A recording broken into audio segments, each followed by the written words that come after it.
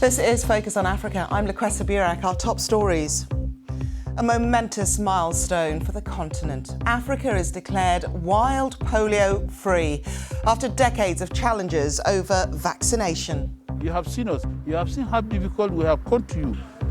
Don't you think it's important for you to protect your child, not be like us? Deepening US-Sudan relations. Secretary of State Mike Pompeo is in Khartoum, the first visit by a high-ranking US official in 15 years. Seeking a second term, Tanzania's President Magufuli is endorsed to run in October's elections. We'll have the latest on the official list of candidates. Also in the programme, when a dream gets very real, the Moroccan migrant turned vlogger documenting the dangers of his quest to reach the United States.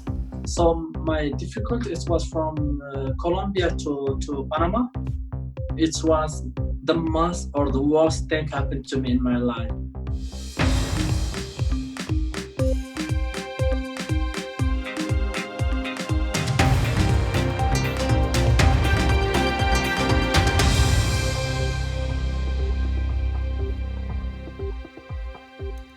Hello and welcome to Focus on Africa, coming to you from BBC World News. Well, Africa has reached a milestone in global polio eradication. An independent commission has declared the continent free from the wild polio virus. The disease is now only endemic in Afghanistan and Pakistan. It's a symbolic moment after health workers embarked on the continent's largest ever immunisation campaign more than 15 years ago. Nigeria was the last country to be declared free from this form of the disease, having accounted for more than half of all global cases less than a decade earlier. The BBC's Chichi Zundu reports. Misbahu Lawandidi is a polio survivor. He says life has been a challenge, but he hasn't allowed being a victim of polio from preventing him doing what able-bodied people can do. Misbahu didn't have the polio vaccination as a child, but now, as the president of the National Polio Survivors Association, he's proud to have helped make sure future generations won't have to go through what he did. We ask anybody that, okay, you have seen us, you have seen how difficult we have come to you. Don't you think it's important for you to protect your child, not be like us? Because we know what our family have encountered. Today, Misbahu regularly plays parasoccer, a game he invented for polio survivors nearly 30 years ago. Some of his teammates he's travelled with around Nigeria to encourage parents to have their children vaccinated. Many people rejected polio vaccine, but by the time we approach them for advocacy, they see how much we struggle for us to get there. They see how much we crawl, how much we have devoted our time just to help people to have healthier family. While polio is a highly infectious virus, typically caught through infected water and mainly affects children under the age of 5, it can cause muscle weakness, but it can also leave some victims with paralysis. There is no cure, but there are vaccinations. Getting people vaccinated has been a huge logistical challenge. Conflict in Nigeria's remote Lake Chad region and suspicion over the vaccine has made the work of healthcare workers difficult. In 2013, 9 female healthcare workers were shot in the northern city of Kano as rumours circulated that the vaccine was a Western plot.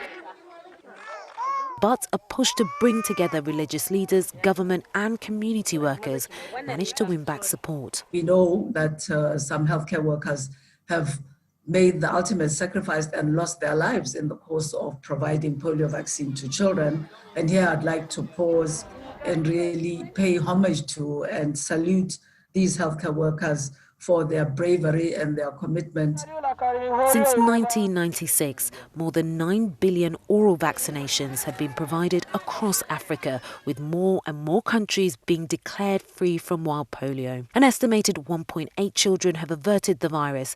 Nigeria is the last country in Africa to be declared wild polio free.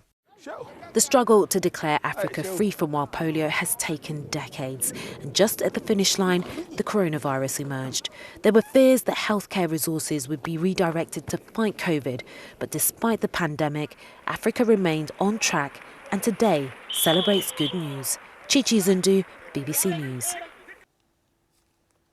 Well, let's discuss this further. I'm joined now from Brazzaville by Dr. Pascal Nkanda. He is the WHO's Polio Eradication Programme Coordinator for the African region. Thank you very much for joining us here on Focus on Africa. First off, we've heard about the challenges, but what does this now signify? Because listening to that report, there are two forms of polio. Yes, I mean, first of all, I'd like to say that this is a very historic day for Africa because this is the second virus to be eradicated from Africa.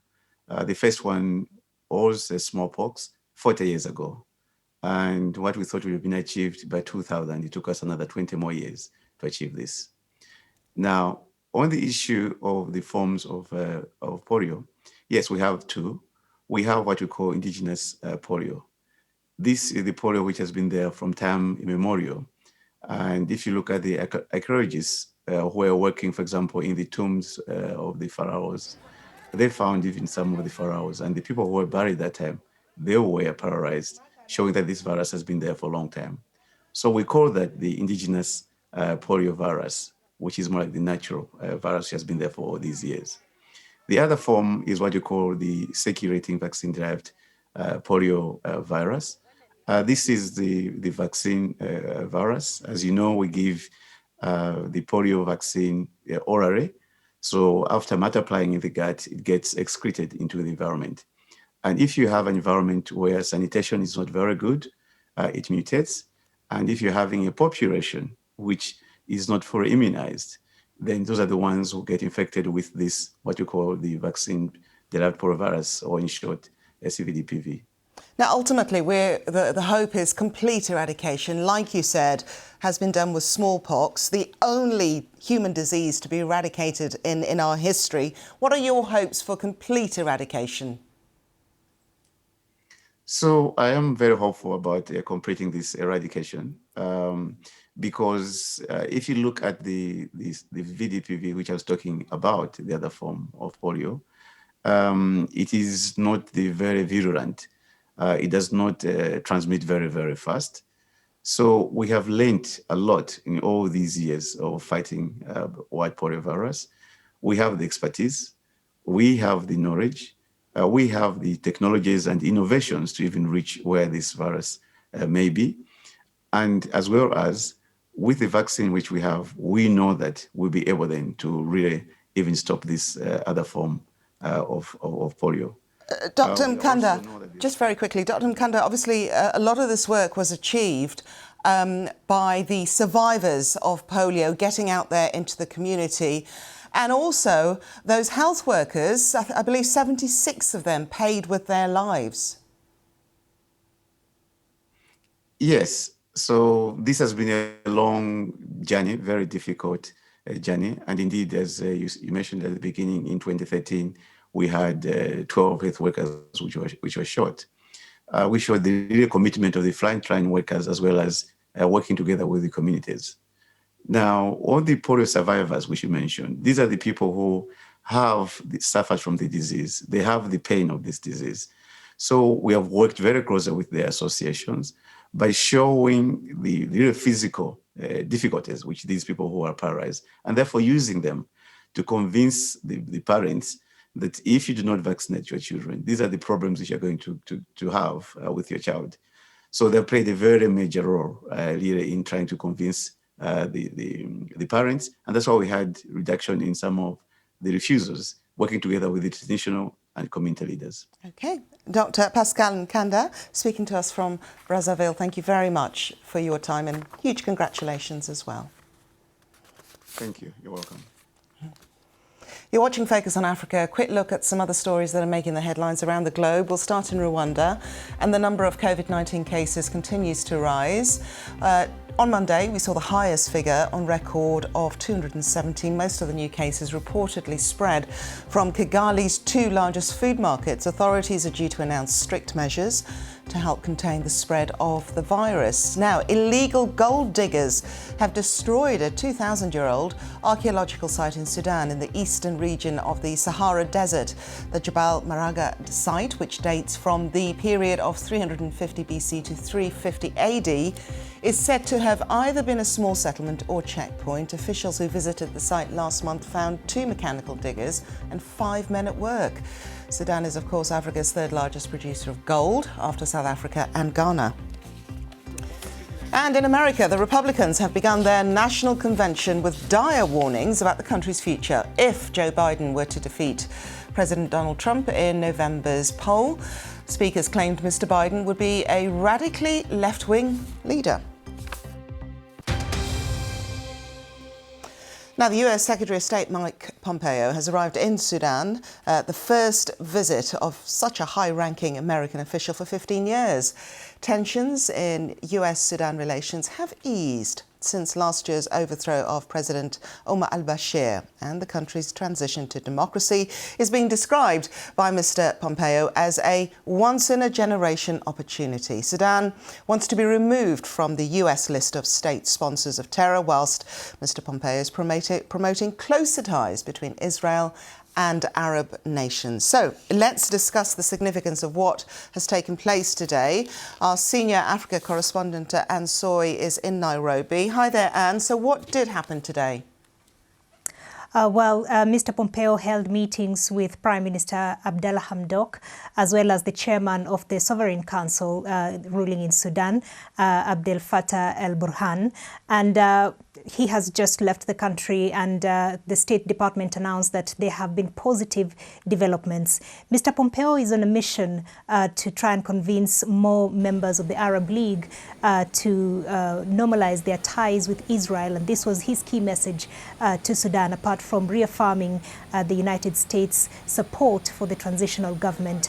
However, Prime Minister Abdallah Hamdok informed him during that meeting that he was not authorized to normalize those ties with Israel, saying that the transitional government has no mandate to do that. They still need to set up agencies that would be able to take care of roles like those. And so he goes away seemingly empty-handed, but the State Department is calling it a positive development.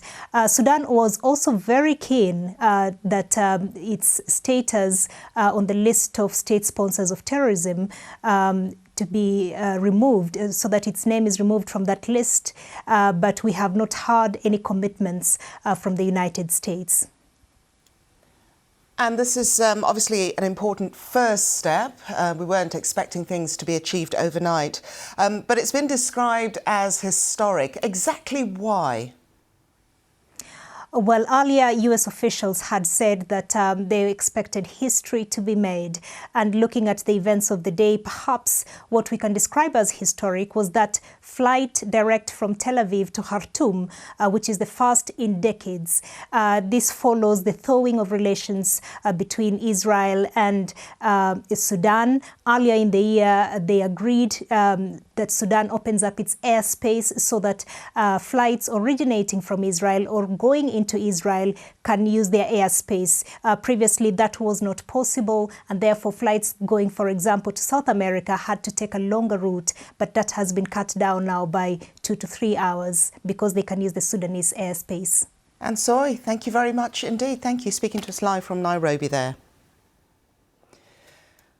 Let's go back to events taking place in America. And there's been a second night of clashes in the US state of Wisconsin following the police shooting of an unarmed black man. Cars and buildings in the city of Kenosha have been set on fire. Protests erupted after officers shot Jacob Blake several times in the back. His father says that he's currently paralysed from the waist down. Our North America correspondent, Ali Makbul, is in Kenosha for us, and this report does contain images that some of you may find distressing. Another American city turned into a conflict zone after the police shooting of a black man. It was the turn of Kenosha, Wisconsin, to feel the wrath of angry demonstrators, the start of a curfew only made more pour onto the streets to confront police, who reacted with force. Well, it's got extremely tense since the curfew passed. You can see tear gas, pepper spray being fired by the police outside the courthouse here. It's being thrown back by some of the protesters who've been lobbing plastic water bottles, sometimes even fireworks fired at the police. And demonstrators were undeterred and caused more destruction. It wasn't long before vehicles were set on fire, even buildings. Many told us they felt this was the only way people would take notice of them. Feels like a breath of fresh air, honestly, because we finally get to say what we've always wanted to say to them. I've been stopped and harassed by the police many times in my own town, and just because I look like someone that I'm not. And I don't want to feel that way. Are you prepared to come out for weeks and weeks, months and months, as long as we get the justice that we need for Jacob? Jacob Blake's seen here walking around his car, followed by 2 officers. When he opens the door, he's shot several times at close range in the back. His children were in the vehicle at the time. That man literally just grabbed him by his shirt and looked the other way and was just shooting him with the kids in the back screaming. We're encouraging people to protest peacefully, not to be destructive. We want justice, and we want proper justice.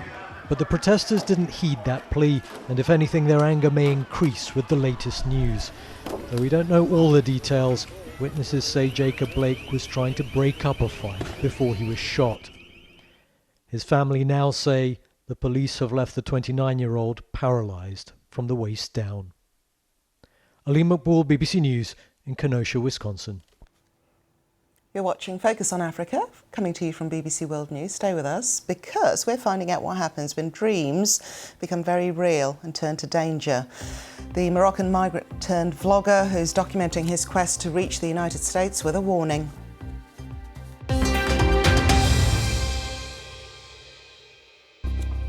Hello, I'm Laquesta Burak. You're watching Focus on Africa. Now, international health experts have declared that Africa is free from the wild transmission of polio, a major success, of course, in global efforts to eradicate the disease. That is our top story today. Also taking place on the continent, Sudan's Prime Minister Abdallah Hamdok says the issue of removing his country from the US state sponsors of terrorism list was discussed during a meeting with the visiting US Secretary of State, Mike Pompeo.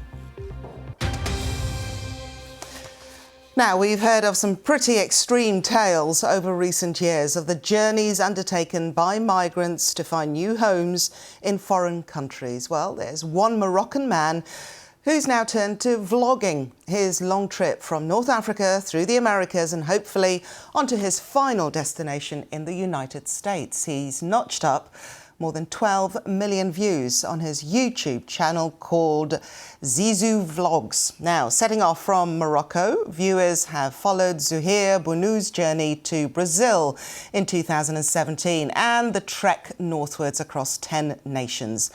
Now, vlogging migrants, I don't know if you know about this, well, they've become quite popular recently, and that in turn has lured many others to try their luck. But following on from his own experience, Zuhair has a pretty sobering message to his followers. Don't do it. The BBC's Nora Fakim has more.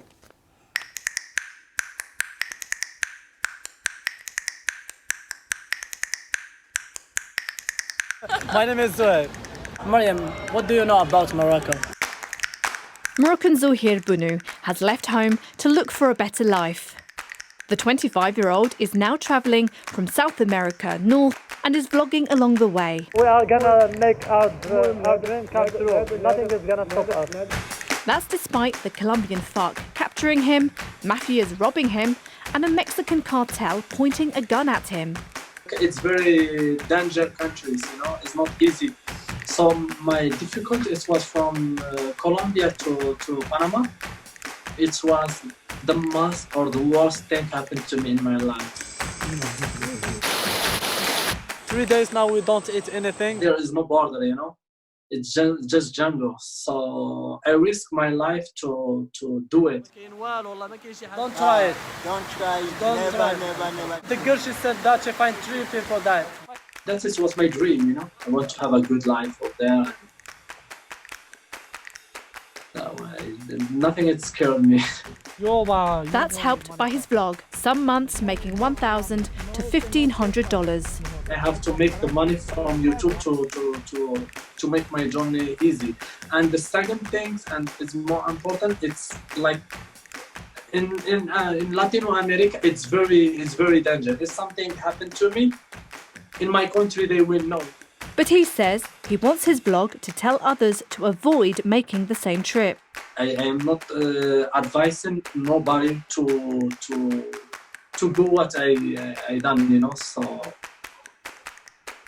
it's very dangerous. I don't want nobody to lose his life because of me.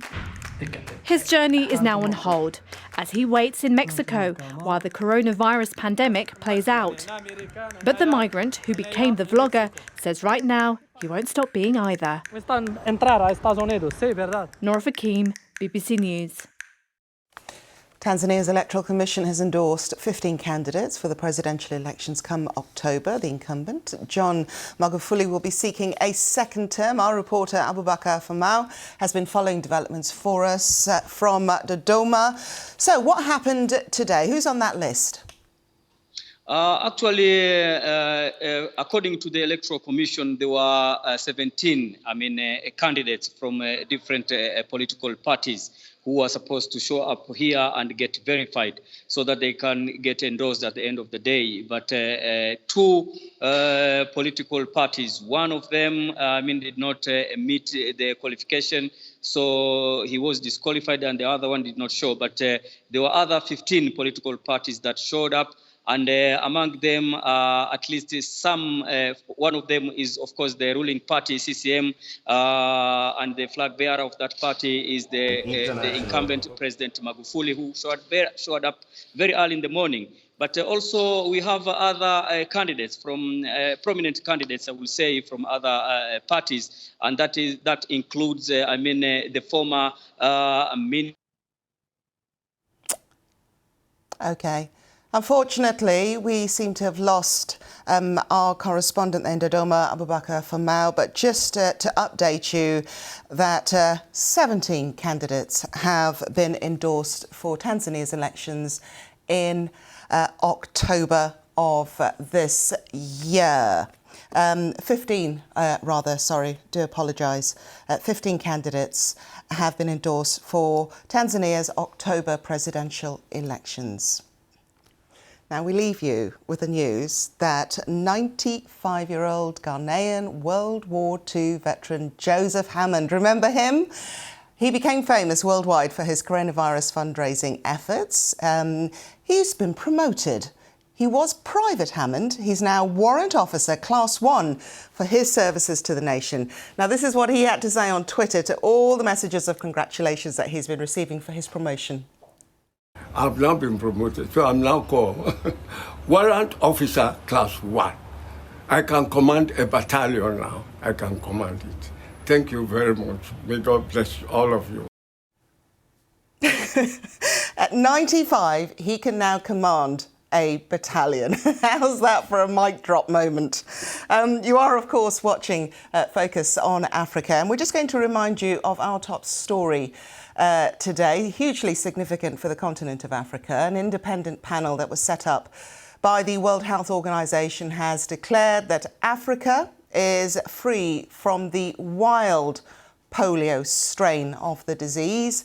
The director of the WHO in Africa described it as a momentous milestone for the continent and said that it marked only the second eradication of a virus from Africa since smallpox 40 years ago. The disease, of course, leaves its patients paralysed. You've been watching Focus on Africa. You can get in touch with me on social media. I'm at Lekwesa Burak.